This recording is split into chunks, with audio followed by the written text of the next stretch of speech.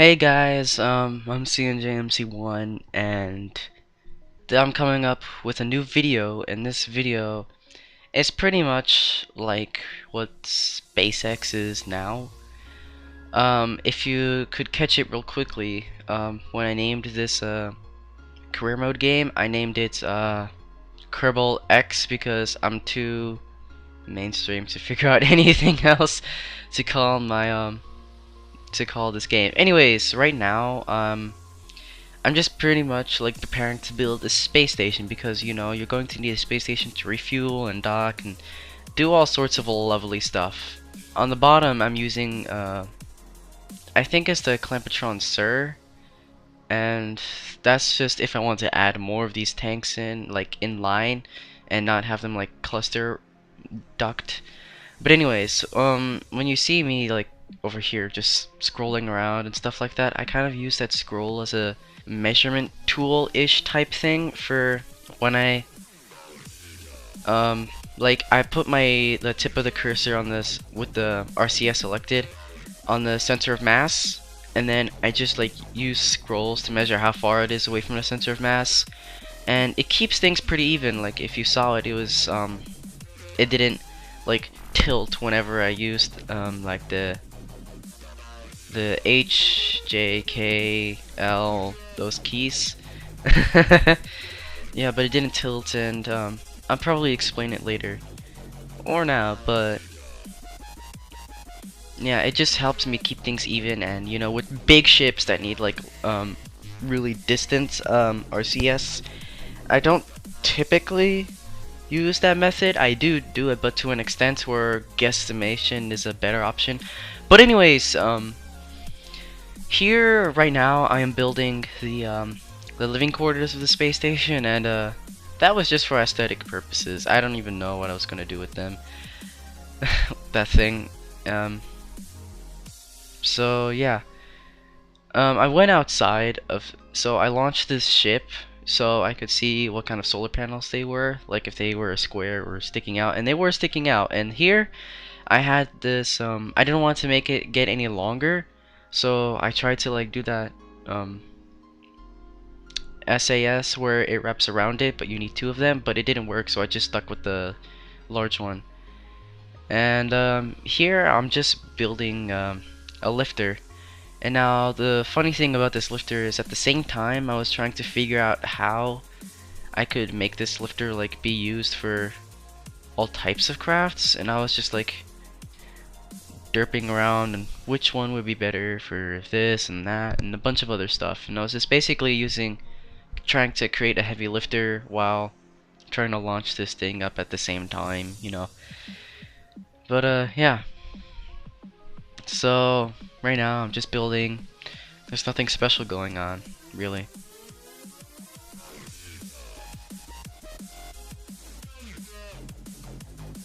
Another thing I should mention is that with this, I wanted to create a craft with as much delta V as possible, and with the most fuel as possible. So I had the option to, you know, have like a bunch of spare fuel left whenever I launched, because, you know, I think I said this earlier, but I wanted to be a heavy lifter, and you can't be a heavy lifter if you don't have a lot of delta V.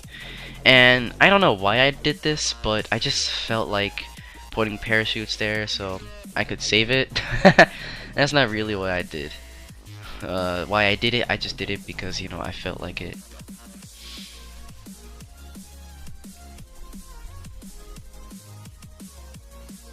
So right now I'm just making staging and I'm launching. And whoop, it's a little wobbly there.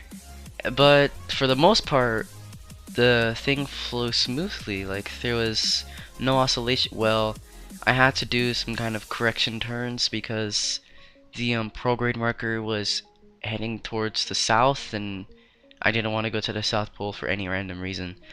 But you see me kind of like you may see me jostling around with the throttle, but that's mostly because when I'm one of those people that likes to conserve fuel all the time, and so I end up like ruining my craft later on. Not ruining my craft, but end up not having enough velocity to do stuff, and I have to like burn more fuel, and yeah. Oh, this is the interesting part. Like, what happened was, um, those fuel things ran out. Those those fuel tanks ran out, like those side boosters that I had, and then I had to let them loose like any other operation. The one that was on top of the central one fell onto the one in the middle, and that caused it to blow up. And I thought I could like, and I thought, well, at least I was trying to uh, use the upper stage, the half tank, the Rocco Max tank, and the smaller big engine. I don't even know what it's called. To get all the way there, but I just didn't see that happening at all. So I went back to the VAB to see if I could do any like changes, like restart the entire thing, but I thought no, I'll just do something else, and you might see what that something else is like right now. Basically what I did is that I just turned my craft, and that means when it's time to ditch those things, they won't explode in my face, they won't like kill. Oop. Yeah, it looked like it almost did it, but it didn't, and I'm thankful for that. But yeah, to tell you the truth, I don't think I would like have this type of craft if I didn't have that KW Rocketry rocket in the center. I love KW Rocketry, and I remember like from a KSP months ago. Oh, here I was turning off gimbal to see like if I didn't need it or not, because I thought I didn't need it, but when I turned it off, it was really hard to control the craft, so I turned it back on again. So back to KW Rocketry. I used to not like it, but then I liked it, and I was using it in some of my KSP videos earlier. You may have seen it. If you haven't, go check it out. But I uninstalled it after I was raging like I can't get a freaking craft into space at all. But I've been practicing, you know, secretly without my parents knowing. Teehee. uh, playing KSP and stuff like that, and yeah, I was able to get this craft into space on my second try. And with this, I was trying to get it circularized without the help of MechJeb, and here I was trying to do it, physically. But pretty soon I decide, you know what, screw this, and I make MechJeb plan a maneuver node for me to circularize on the Apple apps, because I was really lazy. But I wasn't so lazy that I would just like let MechJeb do that. You can see like the Darabus just hanging around the back, and I was like, hi, elbow. Hi, elbow. So yeah, me trying to look for that maneuver node, and it's all the way near the program marker. And to tell you the truth, this top stage was pretty agile. I mean, I don't know why, because to me it seems like the SAS is close to the center of mass, and I don't have any RCS in here, so it was pretty agile, the way it was given. But anyways, that's me, and I think I do even more corrections. Yeah, I tried to do more corrections, but I end up screwing it up in the beginning, but I later get it to a pretty circular orbit. Yeah. And here it's just me trying to set it up, using MechJeb to make it face prograde. And yeah, just me extending the solar panels. I should have bound that to a key, but I forgot to, or I didn't pay attention to it.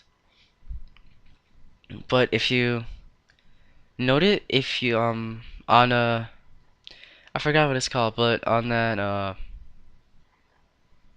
don't know, that crew capsule in the utility section, I I really like the windows on the sides. To me, they're like begging for stuff to be put on there. It's like, for me, they're begging for stuff to be on there.